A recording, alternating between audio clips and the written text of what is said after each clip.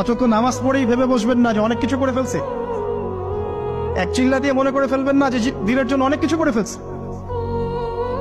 একটা হজ করেছেন, ওমরা করেছেন, সিয়াম রেখেছেন, দিনের জন্য দান সৎকার করেছেন, একটা মাদ্রাসা মসজিদ করেছেন, ভেবে বসবেন না আপনি সব অনেক কিছু করে ফেলেছেন এবং অন্যরা সব কক্রোচ তেলা পোকা, ওরা জাহান্নামে যাবে এমনটা মনে করবেন। জানি না আমরা যে কার আমলের কতটুকু আল্লাহর কাছে কবুল হচ্ছে। তো এখানে এই ব্যক্তির সমস্যা ছিল এই, সে নিজের আমলটাকে অনেক ভারী মনে করছিল এবং সে স্টেটমেন্ট দিয়ে ফেললো যে তোকে আল্লাহ পাক মাফ করবে না। এই একটা কথা মন থেকে বলার কারণে তার ইহকাল পরকাল দুটা বরবাদ হয়ে গেল, সে জাহান্নামে চলে গেল। ঠিক আরেক ব্যক্তির ঘটনা আছে এমন, এগুলো সবগুলো রেফারেন্স আছে। এক ব্যক্তি প্রচুর ইবাদত করত, আল্লাহ পাক তার ইবাদত করার জন্য পাহাড়ের চূড়ায় একটা সুন্দর ব্যবস্থাও করে দিয়েছিলেন। সেখানে ডালিম গাছ হতো, ঝর্ণা আসতো, খাবারের কোনো অভাব নাই। হাদিস এসেছে 500 বছর সে ইবাদত করেছে। কত বছর?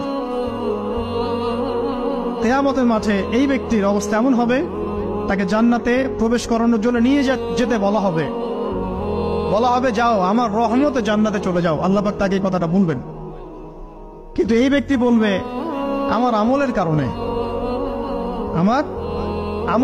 আল্লাহ পাক বলবেন আমার রহমতে জান্নাতে চলে যাও। ব্যক্তি বলবে আমার আমলের কারণে। আল্লাহ রাব্বুল আলামিন তখন তাকে দেওয়া সমস্ত নেয়ামত গুলোকে এক পাল্লায় করবেন আর তার সমস্ত আমলকে আরেক পাল্লায় করবেন। তারপর দেখা যাবে আল্লাহর সমস্ত নেয়ামত তার একটা চোখের সমান হয় নাই। কথা কি বুঝতে পারছেন? একটা চোখের যে নেয়ামত আল্লাহ পাকের, সমস্ত আমল ও 500 বছরের ইবাদত এতটুকু হয়নি। তারপর তাকে বলা হবে ওকে জাহান্নামে নিয়ে যাও। এবার জাহান্নামে যাওয়ার সময় সে বলবে আল্লাহ তোমার রহমতে আমাকে মাফ করে দাও।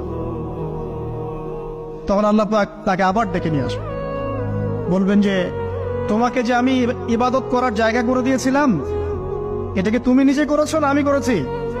সে বলবে আপনি করেছেন। তোমাকে যে আমি সৃষ্টি করেছিলাম তখন কি তুমি কোন আমল করেছিলে? বলবে না। তাহলে তোমাকে যে সৃষ্টি করেছি আমি, এটা কি তোমার আমলের কারণে? না। তোমাকে সারা দুনিয়াতে এত নিয়ামত দিয়েছি, এটা কি তোমার আমলের কারণে? সে বলবে না। তখন তাকে জান্নাতে প্রবেশ করানো হবে। কিয়ামতের মাঠে এমন অনেক ঘটনা ঘটবে যেটা আমাদের চিন্তার বাইরে। আরেকজন ব্যক্তিকে ডেকে আনা হবে,